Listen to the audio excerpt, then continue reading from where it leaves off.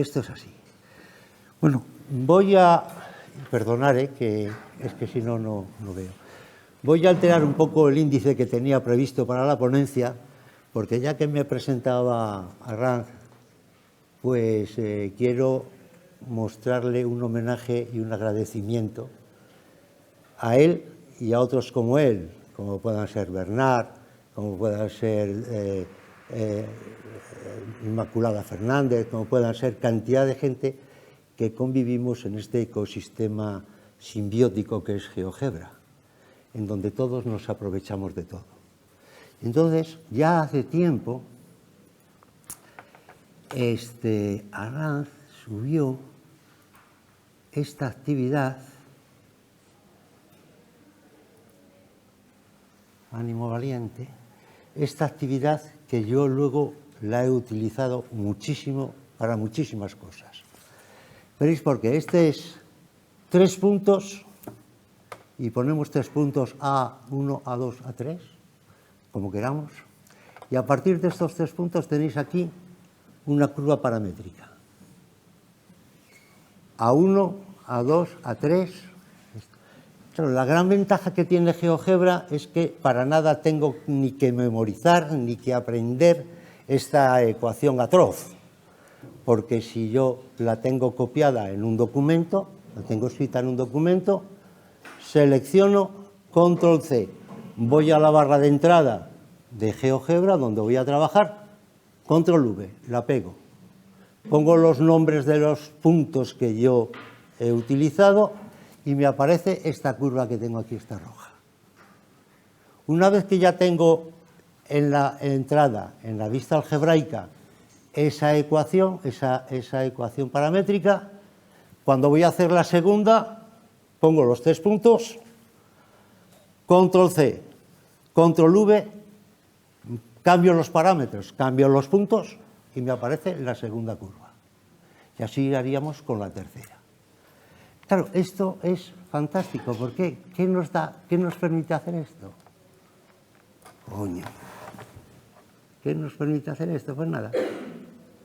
Nos vamos aquí y fijaros qué superficie nos ha dado adaptada totalmente a las 3 curvas. Las 3 curvas me definen esa superficie. Lo mismo que antes. ¿Qué tengo que hacer yo? Tengo esta ecuación de la superficie que la tengo copiada en un documento Word. Tengo secuenciadas las ecuaciones. Selecciono, control C, barra de entrada, control V y pum, ya tengo la superficie. Pero claro, fijaros que luego ya voy y puedo coger otra serie de puntos y puedo hacer otra superficie. Y tengo aquí una bóveda, una cúpula, 1000 cosas. Por ejemplo, ¿para qué utilice yo esto? Pues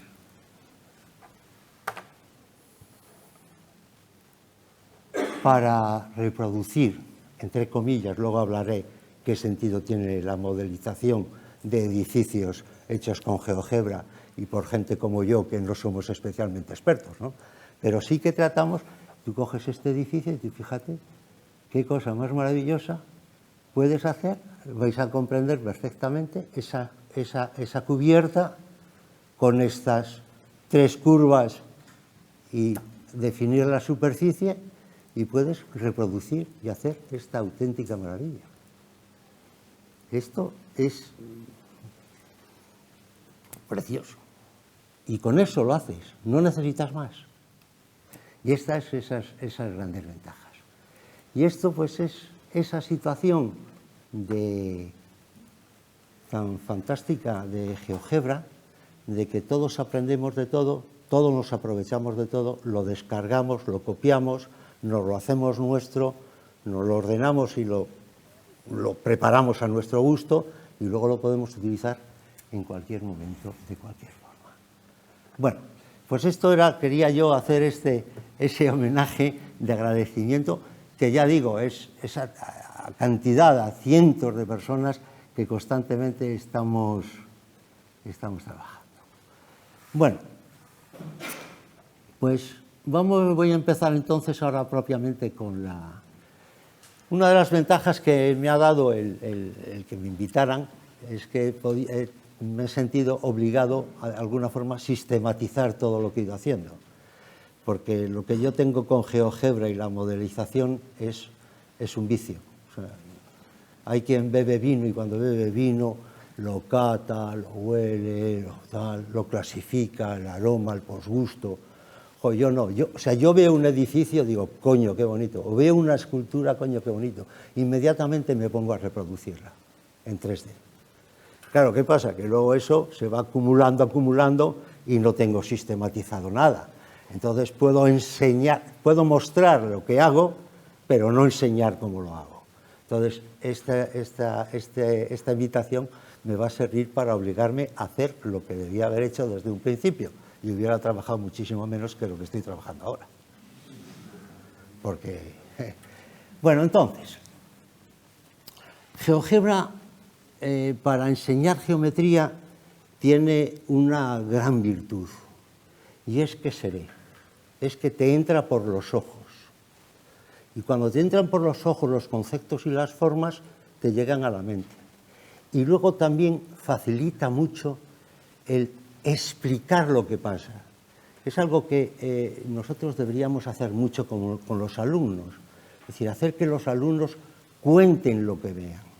En principio lo van a contar de una forma, con unos dichos no muy científicos, pero hay que ir avanzando en esa expresión oral de lo que ven. Y yo tengo una experiencia que últimamente, bueno, un poco limitada por esto de la pandemia, he dado muchas charlas en centros culturales de barrios con gente que no tiene conocimientos matemáticos. Son gente amante del arte, porque luego vamos a ver cosas de arte y les interesa, pero no tienen una conexión con la geometría. Y cuando les enseñas cómo es la geometría, se quedan maravillados, porque van y dicen, ah, coño, si no es tan difícil, si esto se entiende. Y efectivamente. Lo que yo trato de hacer en mis charlas es explicar un concepto matemático y luego tratar de buscar en el arte dónde está ese concepto matemático. Y, hombre, algo que da mucho pie es la proporción áurea, ¿no? La proporción áurea, pues es, en fin, conocida, ¿no? Y entonces lo que os decía antes, ¿no? Dice, bueno, ¿qué es la proporción áurea? Y entonces tú con unas personas que no tienen muchos conocimientos, pues venga aquí un cuadrado. Y entonces vas y dices, ¿y ahora qué ha aparecido ahí? Pues te lo mueves y dices, ¿qué ha aparecido ahí? Ah, pues un punto en el medio. Vale, pues un punto en el medio, está bien dicho. ¿Y ahora qué? Un segmento, ¿no? ¿Qué une? Punto en el medio y un vértice. Vas provocando que yo lo diga. ¿Y ahora qué? Pues nada, una circunferencia, un arco, y una prolongación.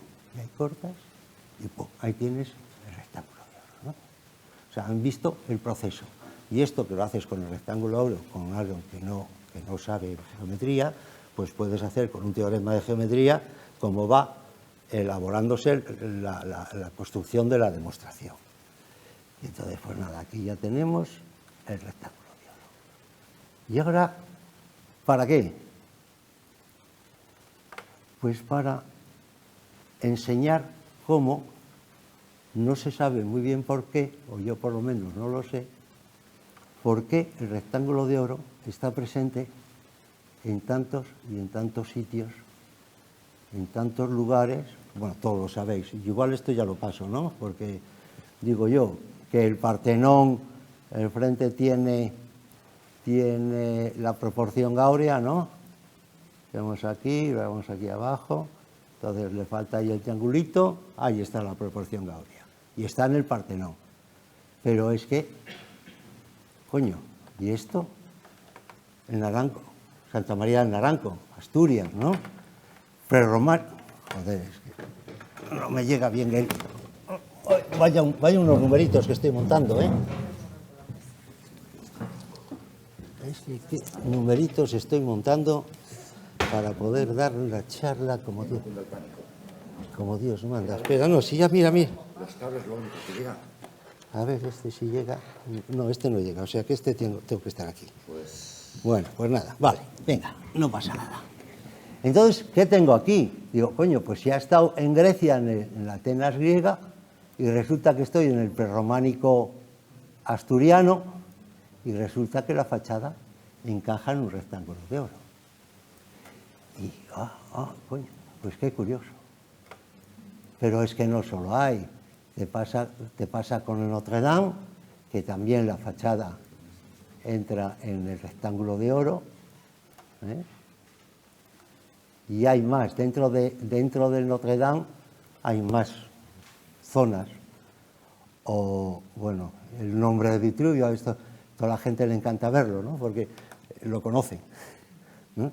Entonces, bueno, ya sabéis la relación entre la altura del ombligo y esas cosas.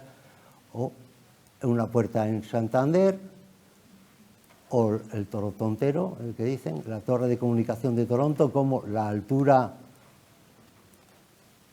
y aquí está en proporción áurea, y así podríamos ir mostrando muchos elementos de cómo un sistema de proporcionalidad, que es la proporción de oro, en la cultura universal y atemporal, pues está siempre presente. Esto teníamos que haber dicho. ¿No? Bueno, también la Torre Eiffel o las tarjetas de crédito, todas esas cosas, ¿no? Bueno, pues esto qué pasa con el rectángulo de oro. Tenemos la proporción cordobesa, o tenemos el rectángulo de plata, o algo que me gusta mucho hablar de ello, por aquello de mi interés en proporción raíz de 3, algo que me interesa mucho, la proporción raíz de 3. ¿Qué relación hay entre la raíz de 3 y el arte? Entonces, explicar cómo dos triángulos equiláteros, un hexágono, están en proporción raíz de 3, y tenemos aquí los arcos, y esta figura puramente geométrica, con una proporción extraña como es raíz de 3, pues resulta, y esto vais y se lo enseñas a los profesores de arte, resulta que esta proporción, este elemento matemático, se utiliza en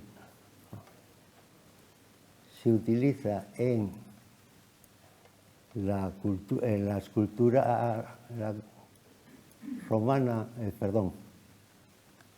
la mandorla, ¿no? La Biciclavici, donde está el Pantocrátor, en las iglesias románicas, prerrománicas, bizantinas, etcétera, etcétera. Pues podemos ver aquí cómo se diseña,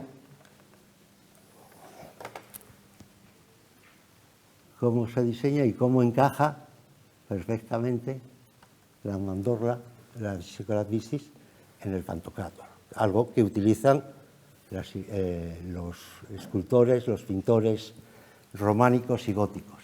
Pero no solo esto.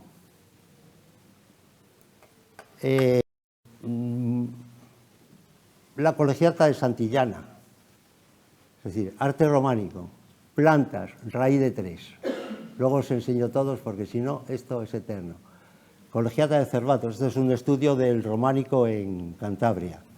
Entonces ya, os lo pongo al final y veis cómo en distintas iglesias románicas, me falta aquí también la Catedral de Santander, la Iglesia del Cristo, veis aquí cómo está todo dividido en rectángulos raíz de 3 en las iglesias románicas, en las colegiatas románicas de Cantabria. Esta conexión tenemos que tenerlo con los profesores de historia y de arte del instituto. Esta es una de las conexiones que a mí me gustaría fomentar. Nosotros estuvimos trabajando, yo estuve en los últimos años trabajando en Solares, en un proyecto de ámbitos, para enseñar ámbitos en primero. Entonces hicimos 2 ámbitos, un sociolingüístico y un científico-matemático. Entonces trabajábamos las ciencias y las matemáticas conjuntamente buscando las involucraciones que había entre unas y otras. No nos dio tiempo a hacerlo en el ámbito global, de hacerlo también con la gente de historia y demás. Pero entonces trabajar esto con los compañeros de los departamentos de historia, cuando se habla con el arte, me parece que es algo muy enriquecedor para todos, ¿no?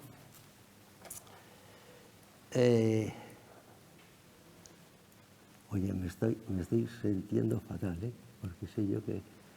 Y así, es que no lo veo, joder.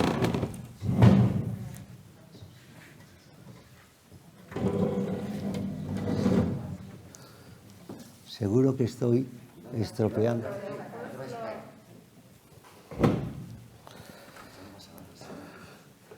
Estoy estropeando seguro al señor este que me está grabando tan amablemente, porque me estoy moviendo. A ver si me llega bien, joder. Bueno, bien. Bueno, pues aquí tenemos, ¿no? Bueno, ya no voy a empezar aquí a desarrollar. Tenéis arcos. Pues aquí tenéis arcos, construidos los arcos, en el proceso de construcción de todo tipo de arcos. Lo que antes comentaban, ¿no? O sea, esto lo coges, que me interesa el arco, este arco esquival morisco, me la descargo y me la tengo yo en mi material de trabajo, ¿no? Arcos. ¿Qué más por aquí? Espiral. Ay, mira, esto es muy bonito. Y esto también enlaza con una cosa que tiene Arran mañana, ¿no? Cómo utiliza la espiral para hacer la cuadratura y triplicar el ángulo, un ángulo, es decir, una forma geométrica matemática muy importante, pero que además resulta algo como mágico. Resulta que en Las Palmas, hace 15.000 años, aparecen estas piedras grabadas a espirales. Pero no son en Las Palmas. En Arizona o en Cantabria. En todo el mundo, hace 15.000 años, más o menos, existen los petroglifos que son grabados en piedra y aparecen las espirales. Entonces, espiral, pues los hay, bueno, son espirales en los capiteles de la montaña, en los edificios barrocos, o un escultor como Chirino. Un escultor como Chirino, que es uno de los grandes hombres de la escultura y del arte de España del siglo XX, de los años 50, fundador del Grupo El Paso, que fue aquel grupo de Cuenca que revolucionó absolutamente toda la pintura del momento, ¿no? Introduciendo todo el abstracto en España, pues el Chirino se pasó la vida haciendo espirales de hierro. Que, por cierto, tuvo una polémica fuerte con otro intelectual, como era Julio Cortázar, que en varios cuentos hace referencia a las espirales, y tuvieron una polémica, porque uno decía que las espirales se debían dibujar de dentro para afuera y otro decía que había que dibujarlos de fuera para adentro. Pero son esas...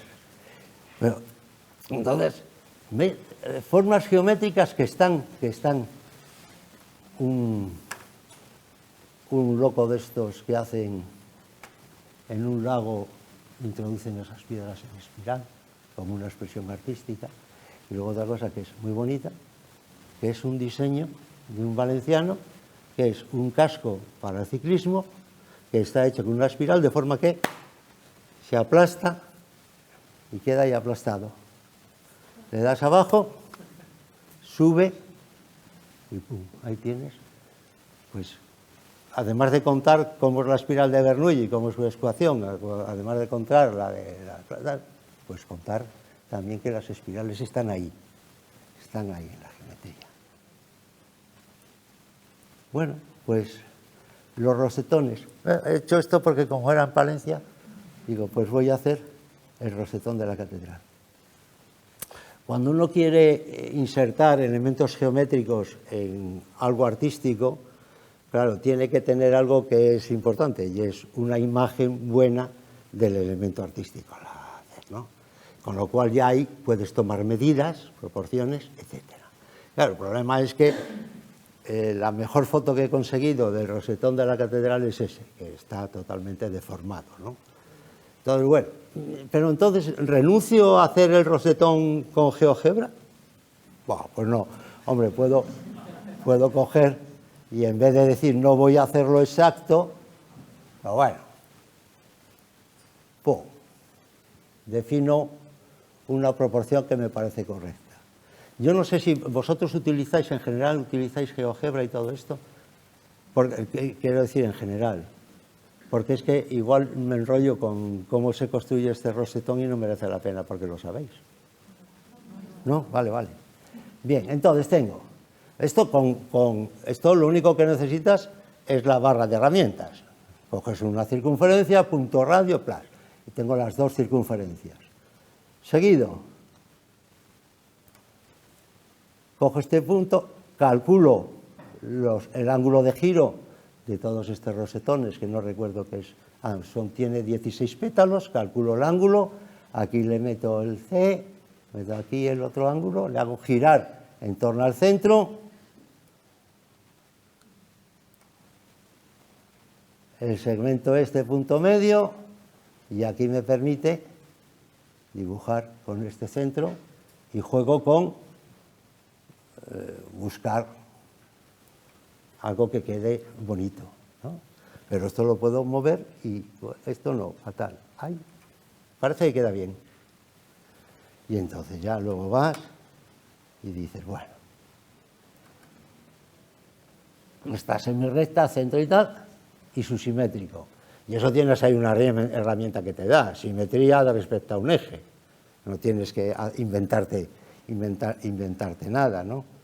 Y luego ya les unes los segmentos y ya tienes el rosetón. El pétalo. ¿Y qué es lo que tienes ahora? Una magnífica herramienta, la lista. ¿Con qué elementos voy a trabajar yo? Con estos dos arcos y estos dos segmentos. Y los coloco en una lista, un conjunto de elementos. Y como tal, pues entre llaves. Y una vez que ya tienes la lista, lo que haces es girarla en el ángulo de giro 360 partido por 16. ¿A través de qué? Pues de una función que es una secuencia de rotación. No tienes que ir rotando una a otra, sino a través de una secuencia. Luego hablaré más detenidamente de cómo se hace el tema de las secuencias, si es que nos da tiempo. Ya tenemos el rosetón de la catedral. Frisos y tal. Pero sí quiero detenerme en el paraboloide hiperbólico, porque es una cosa que me apasiona. Y me apasiona por cómo es ella, o cómo es él, no sé si es ella o es él. No lo sé. Bueno, sino el uso que se ha dado en la arquitectura. Y es un uso maravilloso que vais a ver ahora. Pues enseñar cómo se genera un paraboloide. Pues bien bonito. Tengo aquí esta estructura, un cuadrado y dos triángulos. Y entonces lo que hago es dividir en puntos, el mismo número de puntos, a través de esa secuencia de... Hay una orden que lo hace. Ya la hablaríamos más adelante, o si no lo voy a dejar colgado para que cuando queráis verlo, lo veáis, ¿no? Y entonces aquí ahora, cuando tú explicas esto, ¿qué haces? Empiezas a unir segmentos, estás utilizando segmentos. Y el ciudadano este que no sabe matemáticas, efectivamente, ve ahí que son segmentos. Estamos haciendo el encofrado. Estamos poniendo el encofrado, ¿no? Los tablas que van a soportar el hormigón. Y entonces, pum, pum, pum, pum, pum, pum, pum. Y aquí que tenemos todos son segmentos. ¿Y qué me da esos segmentos que he formado ahí? Coño, pues me da una superficie, que es una superficie curva. Esta es, digamos, la formación geométrica de cómo es el paraboloide. Luego esto tiene auténticas maravillas, ¿veis? Este es de Muñoz Casado este applet, ¿no? Claro, ¿qué tenemos aquí? Un paraboloide parabólico. ¿Qué pasa en él? Que en cualquier punto hay dos rectas y dos parábolas, ¿no? Lo veis perfectamente que en cualquier punto del paraboloide están formados, pasan dos rectas y dos parábolas. Bueno, ¿y qué ventaja tiene esto del paraboloide? Pues mirad, esto es un dibujo de una youtuber que se llama Ter, que hizo cosas muy buenas, explicando cosas de arquitectura, pero ya está, como todas estas youtubers, un tanto pasadas, ¿sabes?, de rosca. Y entonces explica cómo se trabaja en una cúpula, o tracción o comprensión. Entonces aquí tenéis el dibujo este, que trabaja comprensión, y cómo las fuerzas van cargando hacia abajo. Y sin embargo, en este que es tracción, las fuerzas se van hacia el exterior. Como veis aquí tenéis cómo van tangentes hacia el exterior. ¿Qué ventaja tiene esto? Pues que puedes cubrir mediante un paraboloide hiperbólico una gran superficie sin tener que poner pilares intermedios. Solamente hay que fijar los extremos. Como podréis observar si estudiáis un poco la obra de este señor, que es Félix Candela. Coño, es que estas cosas la gente de las matemáticas lo tenía que contar. O sea, Félix Candela es un español, estaba terminando la carrera de arquitectura en Madrid cuando estalla la guerra. Él tenía una beca para irse a Londres, pero él se queda en Madrid, está en el ejército republicano, termina la guerra, se exilia, se va a Estados Unidos, se va a México, y allí en México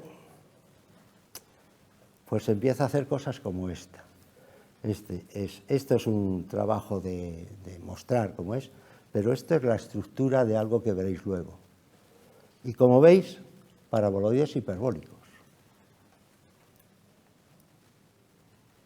Hizo estos edificios.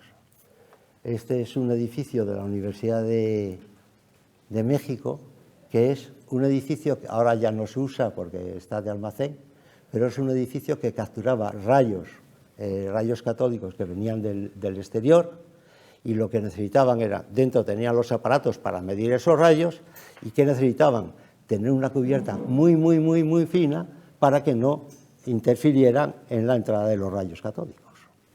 Y entonces la forma fue esa de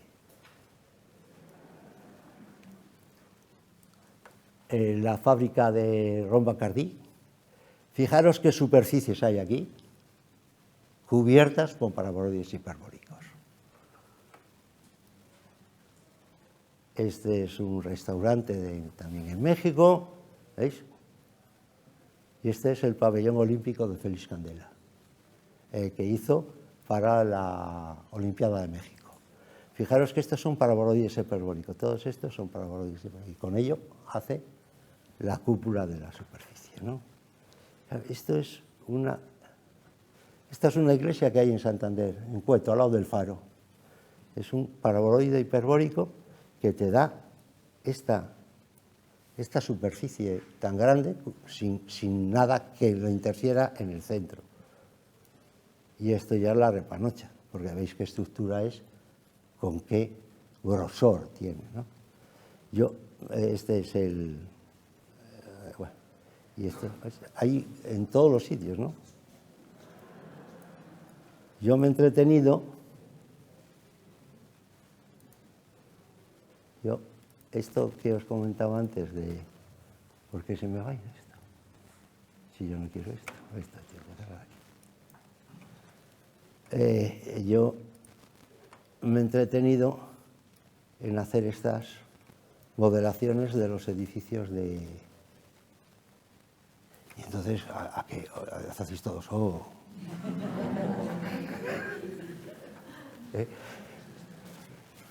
Esto es muy sencillo de hacer. Yo lo que pongo por la noche es Spotify. Entonces me pongo la música que me gusta. Entonces pongo la música que me gusta, me lo recuerdo y pim, pom, pim, pom, pim, pom, pim, pom. Y ya está. ¿Eh? Esa está en la iglesia.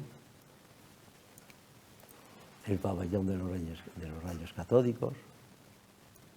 Está modelizado en 3D. Son cosas bonitas, coño, me parece a mí. Aquí, bueno. En fin, que tengamos que decir que somos matemáticos y además de saber construir la fracción generatriz, hay matemáticos que han hecho estas cosas y que con esas cosas de paraboloides raros y eso, pues se hacen ahí quien hace estas maravillas del arte. Y hay que hacer llegar a todo el mundo. Bueno, pues ya que estamos aquí, nos vamos a Palencia. He estado cogiendo algunas cosillas para también tratar de explicar cómo se trabaja. Mira, la portada de la iglesia de San Pablo, ¿no? ¿Cómo trabajar? Primero hay que... Joder, yo no he puesto ninguna hormiga.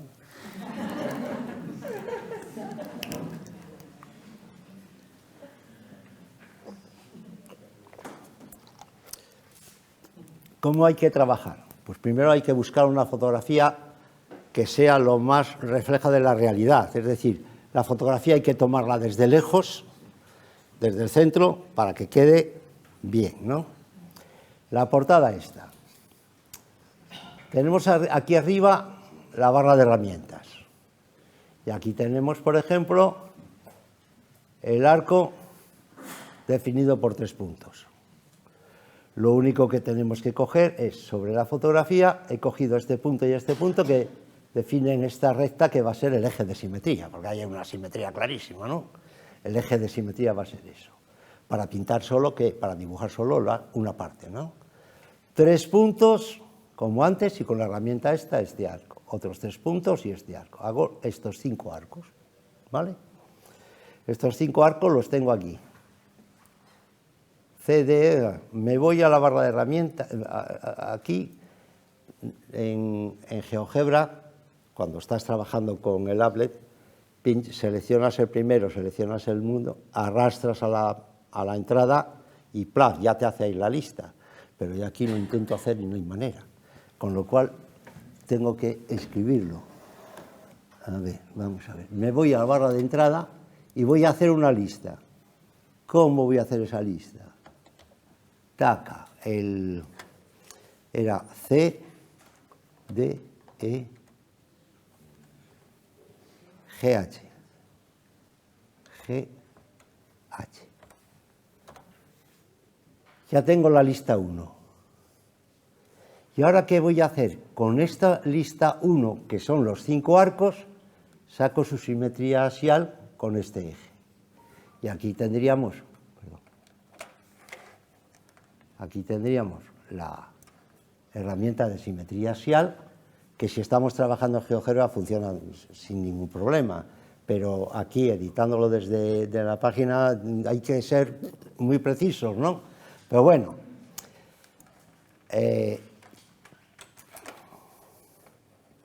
vamos a ver si bajo aquí y me voy a la entrada. Y lo único que tengo hay traducciones muy graciosas en GeoGebra. Resulta que la simetría se llama refleja.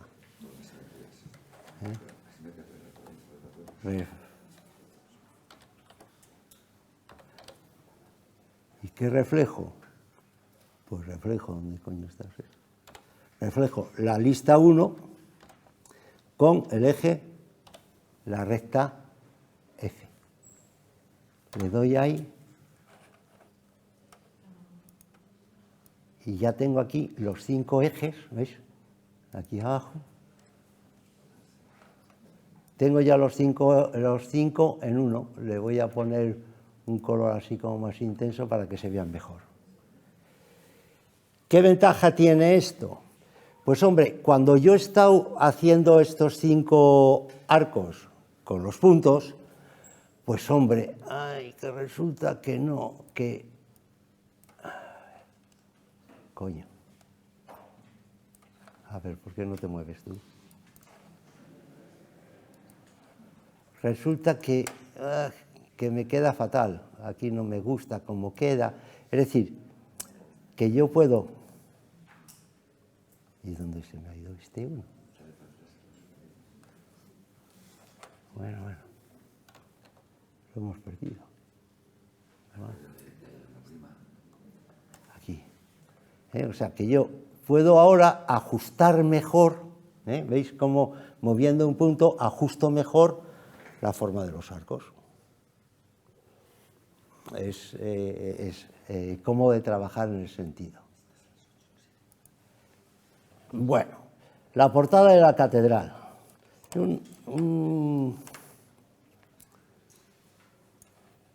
Aquí.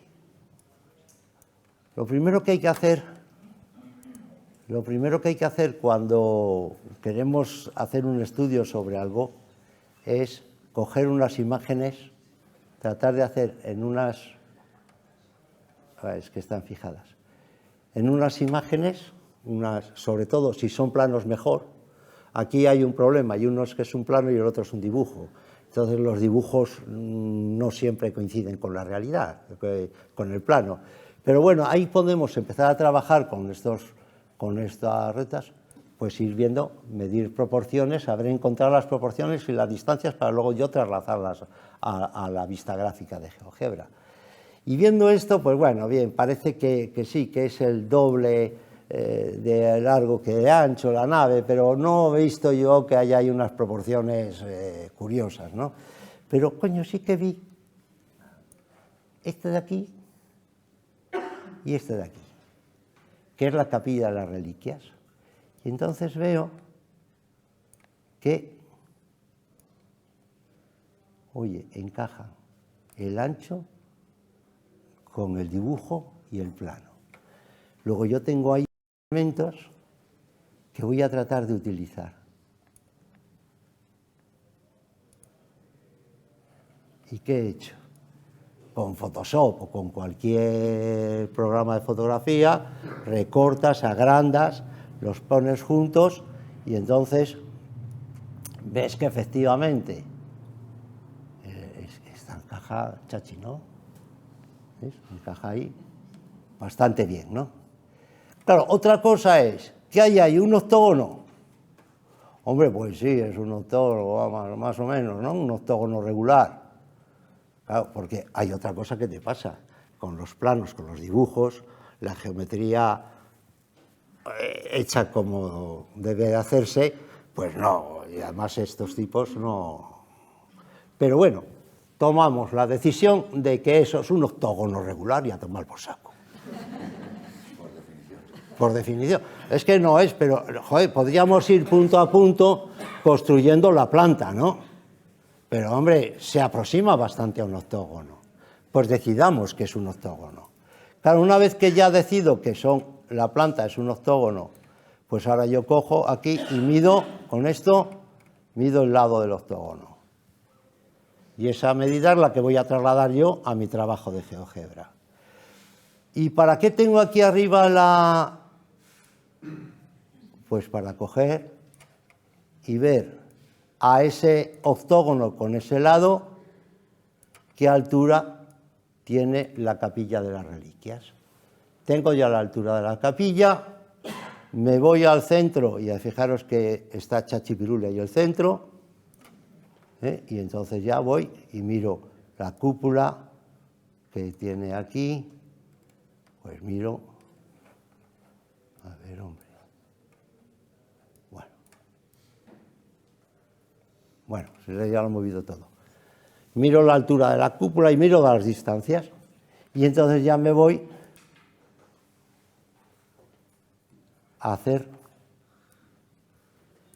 la torre, que no tiene demasiadas complicaciones, que vais a ver cómo, por ejemplo, se puede hacer esta cúpula en otro momento, no ahora porque no vamos a tener tiempo, yo creo que ya se me está pasando, ¿no? Y aquí tengo estas ventanas virriosas, que he dicho, ay, son unas ventanas virriosas, pero bueno, entonces ya voy y digo, pues voy a hacer una ventana de la cúpula como más chula, más redonda, más para enseñar, ¿no? Más para enseñar. Si uno empieza a ver todas estas cosas y dice, joder, esto es complicadísimo, pero sin embargo, si uno va haciendo cosas poco a poco y va tomando esas ecuaciones geométricas que nos permiten ir haciendo y tener ahí esos apuntes de los cuales chupar luego, pues da. Y ahora voy a otra cosa que desde que yo estudié en la Universidad de Valladolid, entonces anduvimos por Tierra de Campos y todo eso, ¿no? Luego estuve trabajando en Carrión de los Condes y entonces pues los paseos por los campos eran muy, bueno, era lo único que se podía hacer, aparte de dar clases, en Carrión de, salir al campo, ¿no? Y entonces yo desde entonces estoy prendado de los palomares. O sea, los palomares me encantan. Me parece una obra de arquitectura popular que hecha con 4 piedras, adobe, barro y madera, hacen unos edificios fantásticos. Y entonces he pensado yo, voy a hacer un proyecto sobre los palomares de Castilla. Y es más, animo a que quien quiera se ponga en contacto conmigo y empecemos a trabajar en este proyecto, de ir haciendo, modelando en 3D los palomares. ¿Pero para qué? Pues para ir al departamento de geografía y decirles, oye, ¿y si estudiamos los palomares en Castilla, en Tierra de Campos, qué papel han jugado en la economía, qué papel podrán jugar en la economía? Y si además en plan chulo contactamos con algún chef y nos dice qué se puede hacer con un pichón.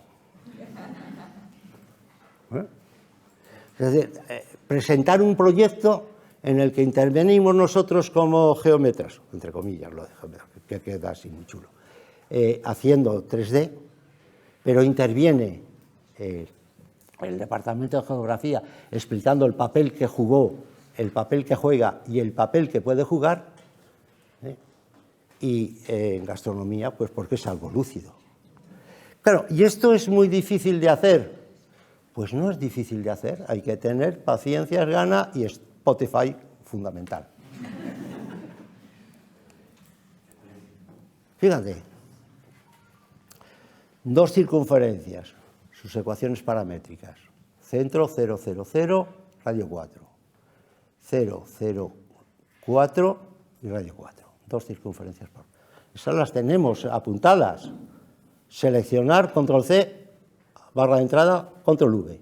Ya tengo la cima. ¡Pum! Y ahora, con las 2 circunferencias, ¿qué hacemos? La superficie. Esta es la ecuación. La tenemos ya allí, ¿no? Cómo se hace una superficie con curvas paramétricas. Control C, control V. Ya lo tengo. Y así, una vez que ya tengo escrito en el applet que yo estoy haciendo, lo tengo en la vista algebraica, lo único que tengo que hacer es copiar, y copio esta tercera, y lo único que cambio son los parámetros. Pues que si antes eran de radio 4, ahora le hago radio 2 y le subo una, ¿no? O sea que es más de control C.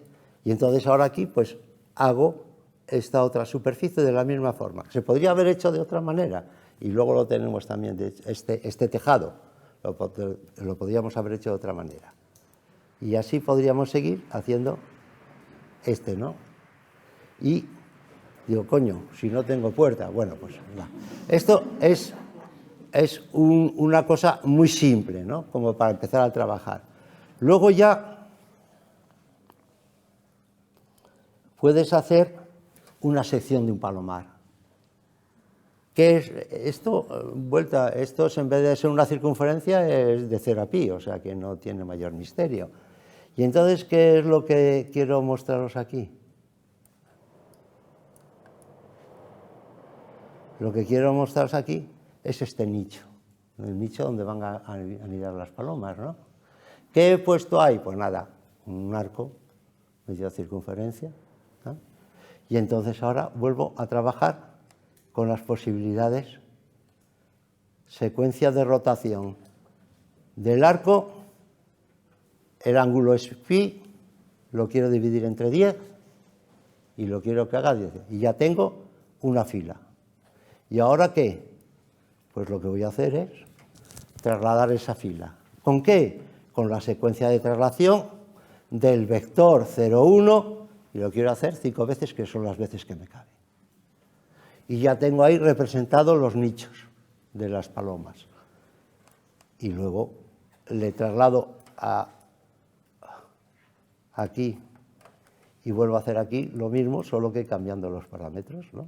Secuencia, ¿no? Y tengo aquí, ¿veis?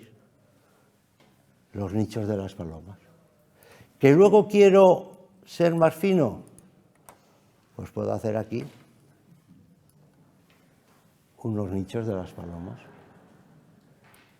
Tampoco tiene mayor misterio, ya me debo estar pasando, ¿no? Pero sí quería enseñaros. Sí, ya, no, sí, bueno. ¿Veis?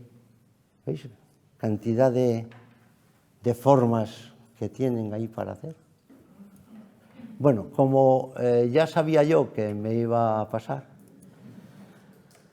sí quiero deciros una cosa. Estoy empezando a hacer este libro de taller de modelación. Entonces, en este libro, esta es La serpiente de Richard Serra en el Guggenheim. Este taller de modelación, lo que estoy haciendo es cómo hacer un proyecto. Es decir, el Partenón, y ahí explico un poquitín lo que hay, ¿no? O sea, buscar una planta, un alzado.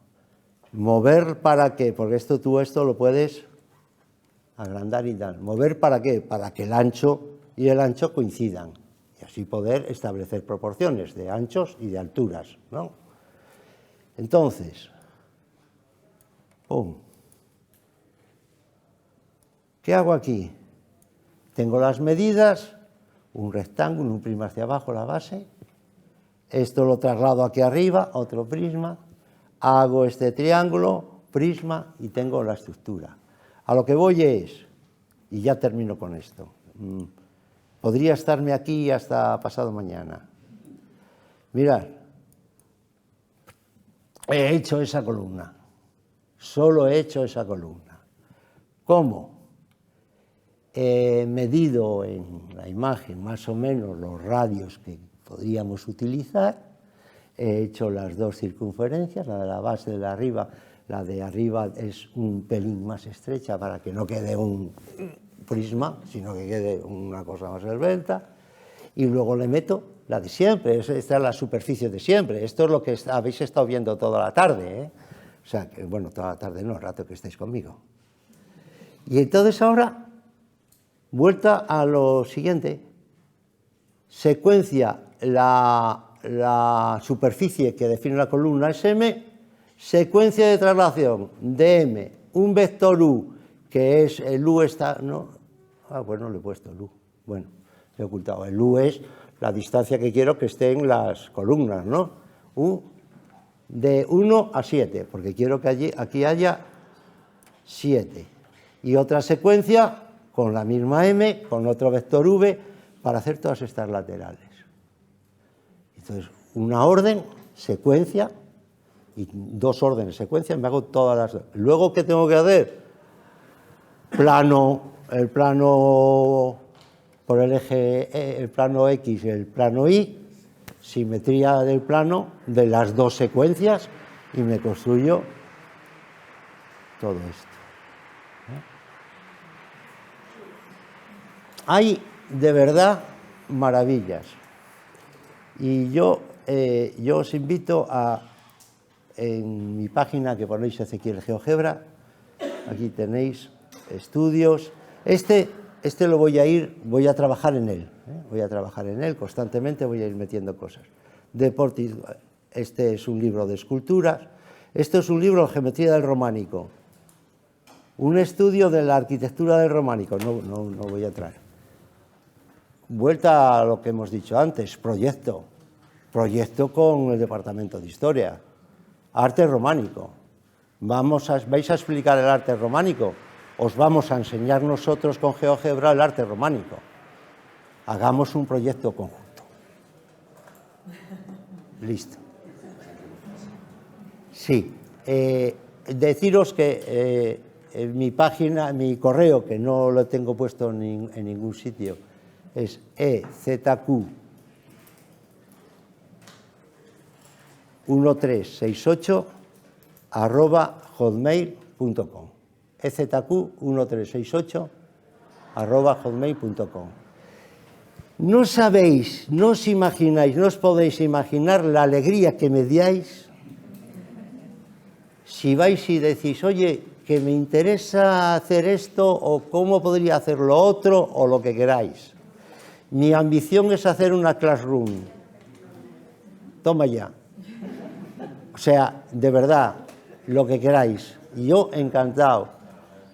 Siempre que pueda poner Spotify. Vale, bueno, si queréis algo...